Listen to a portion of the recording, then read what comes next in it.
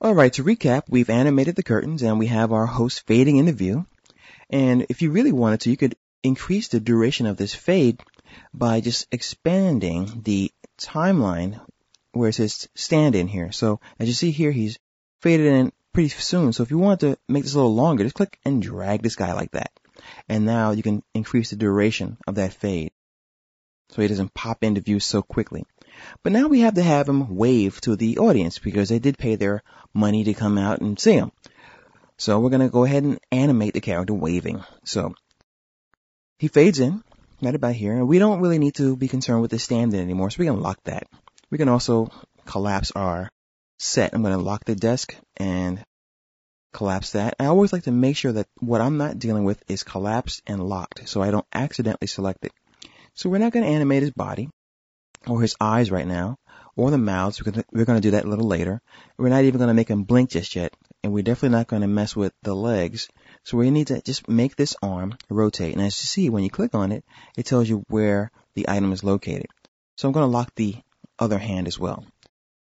We're going to rotate this, and we're going to start him waving right about, let's see, frame 15. So let's go ahead and add a keyframe. Press F6. And let's go to our free transform tool. And as you see here, I already positioned the arm, the pivot point where it's supposed to be rotating from, right here. And don't forget, just click and drag it where you need it to go. And on frame 15, we're going to move his arm up like so. So from frame 10, he's down here. He starts to wave as he comes into view to say hello to all of his fans. And as you see, we might have to decrease the duration of that fade in after all, the fade out, because we can still see a shadow of his arm here. But that's not really an issue at the moment. So let's go ahead and just get this tweened by clicking in between these frames and going down here and inserting a motion tween in our property inspector. So we have him waving, and let's add a little bit more wave here. So we're going to add another frame. Move his hand down just a little bit, like so. On frame, let's see, frame 18. So we'll add a keyframe, and let's see where he is here. So he's waving, he's got his arm up, and we're going to have him move his arm down just a little tiny bit. So what I want to do is I want to make this a more of a pronounced wave. I'm going to really put his arm up high. Then on frame 18, move it down just a little bit like so. We'll add another tween. And let's see what we have here. So he's waving. Hello, thanks for coming out. Love you so much. And we're going to have him point on frame 21. Now how we're going to do that? We're going to swap this symbol. So we're going to take this symbol and swap it with another symbol, which is the same arm, but with his hand pointing. I'm going to zoom in a little bit so we can really focus on what we're doing. So here's his arm here, and on frame 21, I'm going to add a keyframe, and I'm going to click on this arm, and I'm going to swap it.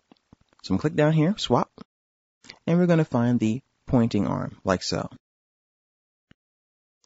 So what we need to do is just to put this in position. We're going to move this pivot point by clicking, moving it down. I'm going to put the arm where it should be on this frame. Okay, so let's move this down, and let's add our tween. And let's see what we have here. So he's waving, hello, and now he's pointing. And we can also move this down a little bit, adding a keyframe, moving it into position, and adding our tween in between. So let's see what we have. Hello, thank you for coming out. Okay, great. So we have his arm animated.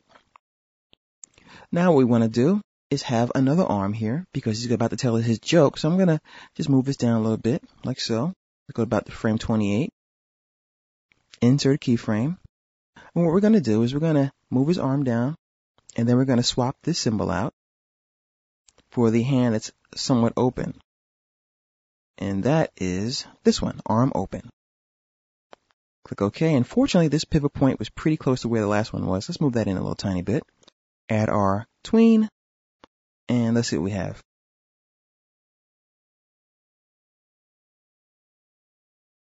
Now let's move his arm up just a little bit because he's about to tell his joke. And once again, we'll tween that as well. Let's move this in a little tiny bit and scrub. I always scrub the span of frames just to check the animation and see how it's coming along. Make sure everything's in the right spot. Okay, great. Let's zoom out again. And let's see what we have so far. Just press the Enter or Return key on the keyboard to scrub it. Great. Now we have the beginning of our animation. And what I'm trying to show you here is how to use a combination of tweens and symbol swapping to generate different shapes without having to draw manually the hand opening. So it's a quick way of animating. If you want to go for a more realistic animation, you definitely want to use onion skinning and may actually open the hand manually by drawing each finger opening.